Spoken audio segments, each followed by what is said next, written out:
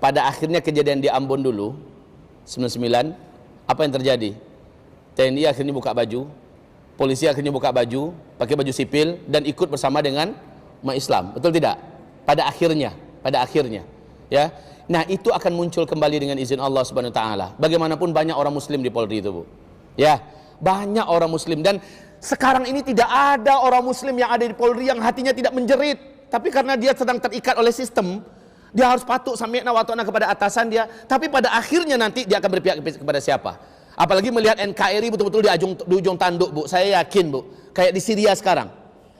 Mantan-mantan militer yang Sunni gabungnya ke siapa, Bu? Akhirnya ke umat Islam kan, di Syria, di Syam, gabungnya ke umat Islam.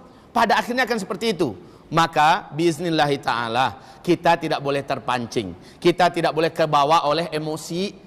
Ulama kita dengan insaf melakukan ini, dengan kesadaran. Makanya sabar itu lebih baik. Sabar dengan apa yang dikatakan oleh ulama kita. Rasul mengatakan kepada Ammar bin Yasir, pada Umar bin Khattab udah geram nih. Umar bin Khattab udah geram nih. Ya Rasulullah, mari ya Rasul. Umar, ya, dia punya power untuk melakukannya. Lah yang lain kan enggak. Rasul menahan dada Umar. Umar, jangan dulu. Ngelihat Ammar yang disiksa, Ammar sabar, Umar. Ammar sabar. Yang nyiksa siapa, Bu? Jelas kaum musyrikin Quraisy yang ada kan?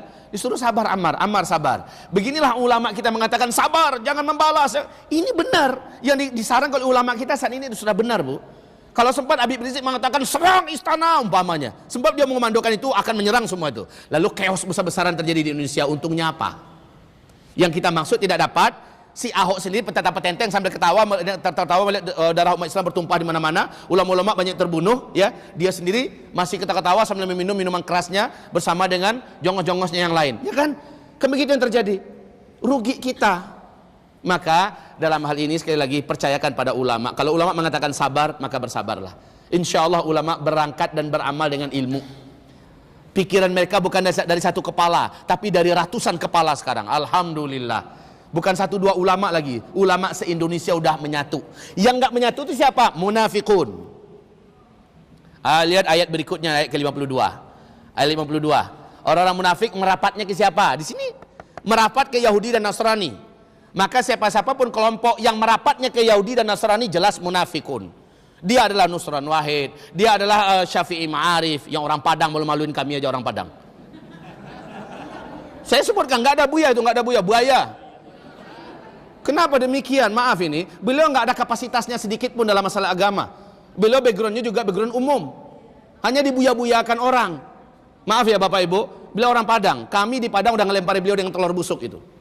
Dasar beliau datang ke Sumatera Barat, ditolak oleh masyarakat Sumbar. Sekarang satu Sumbar jijik abis melihat beliau. Maaf ini, sekali lagi, terang-terangan orang-orang yang membela penista agama, di ayat 52 jelas hanya kaum munafik. Tolong baca ayat 52, mari baca. أعوذ بالله من الشيطان الرجيم فترى الذين في قلوبهم مرض يسارعون فيهم يقولون نخشى أن تصيبنا دائرة فعسى الله أن يأتي بالفتح أو أمر من عنده فيصبحوا على ما أسروا في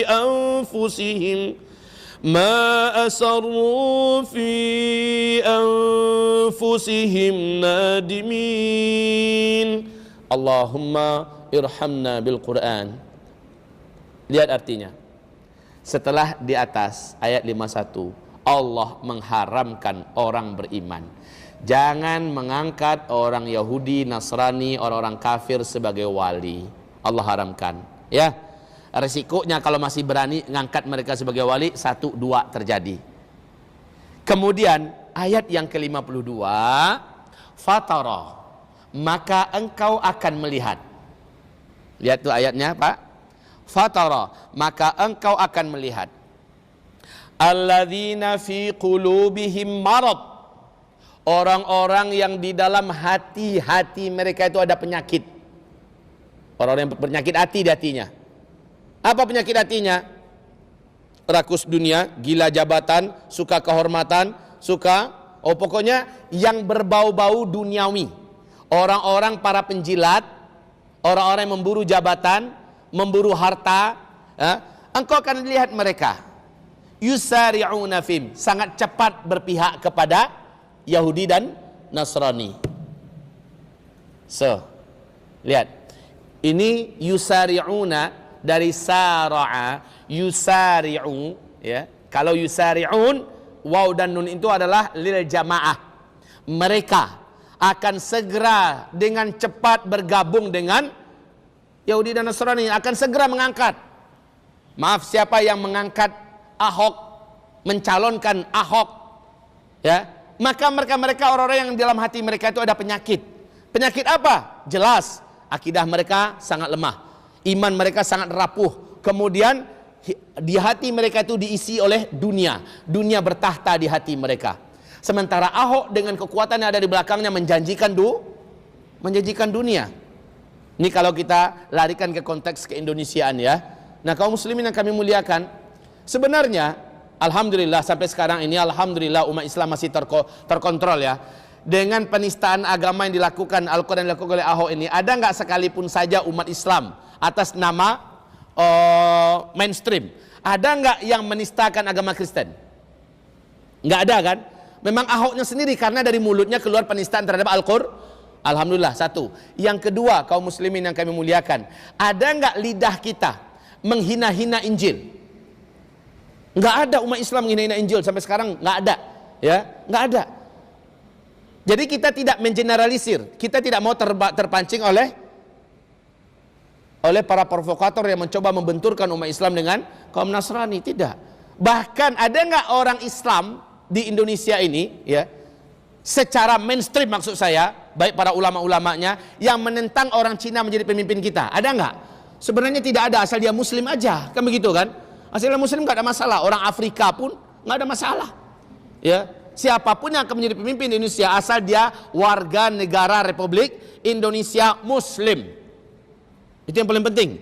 Nah, masalah kita adalah yang non Muslim ini yang akan menjadi masalah, karena ini berkaitan akidah.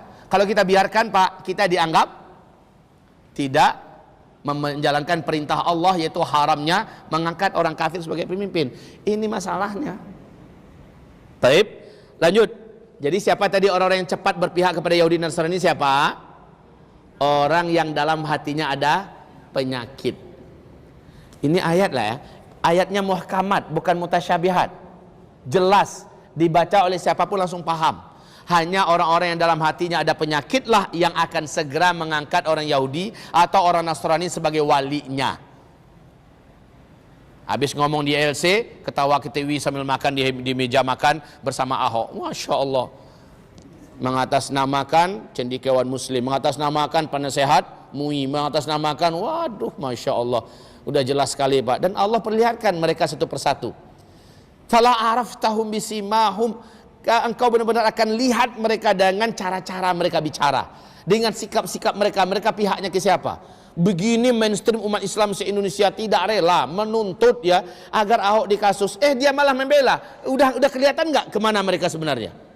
Udah kebaca. Baik, tapi kalau seandainya mereka taubat, ada peluang nggak Allah menerima? Ada peluang nggak? Pasti, Pak.